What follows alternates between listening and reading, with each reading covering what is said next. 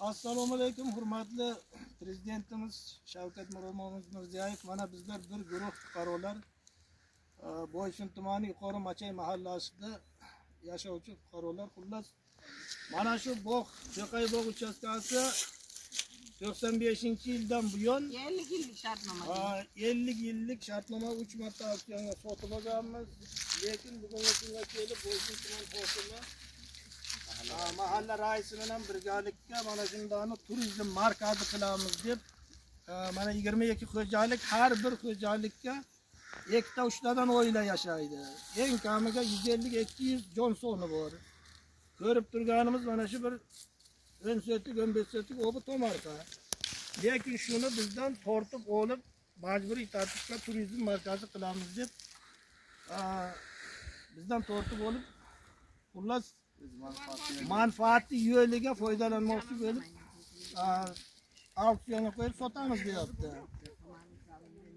Bu yerga bizni biron joyga ishlamaymiz. Xullas kam ta'minlangan oilalar ro'yxatiga turadi. Bir daromadimiz yo'q. Bir oylik maosh olmaymiz. Qishloq sharoitida, tog'li hududda. Lekin bu yerga hozir Boysun tuman hokimi mahalla raisi bilan birgalikda mana shu yerda auksionga qo'yib, o'z boshimchalik bilan bizni hech qanday ogohlantirmasdan, biron bir kelib yig'ilish o'tkazmasdan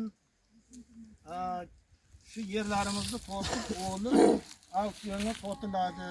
Bu yerdan hammang ko'chib chiqasan deb bizni majburiy tartibga yerdan chiqarmoqchi bo'lib turibdi. Prezidentimiz tomonidan kambag'alchilikni yo'qot deb qancha qarorlar chiqayapti. Bu mahalla raisimiz protiv ish qilyapti, hokim bilan qo'shilib birga. Prezidentga qarshi ish qilyapti. Prezidentimiz bizga hozir har bir xo'jalikka 50 so'tlikdan obi joy bilan ta'minla, 30 milliondan subsidiya ber, aholini bandligini ta'minla deb qancha farmoni chiqib kelyapti. Lekin bu yerga hozir mana tuman hokimi kelib bizni bu yerdan majburiy tartibga chiqarmoqchi bo'lyapti. Bu yerda turizm markazi qilamiz deb qancha pul o'tgan deb, misol uchun mana yer yotibdi, mana daryo bo'yiga kanal o'tadi dedi. Kanal o'tkazib 22 xo'jalikda bor bola chaqasini rizqini bu yerdan surib chiqarguncha mana yerda obodlikda bo'ladi-ku. Sotsiz yer maydonlari yotibdi qishloqqa, mana daryo bo'ylariga foydalansa bo'ladi. Lekin bizga kelib tayyor bizni shuncha chakalak zo'rni urib 30 yildan beri mehnat qilgan joyimizda kelib oladi.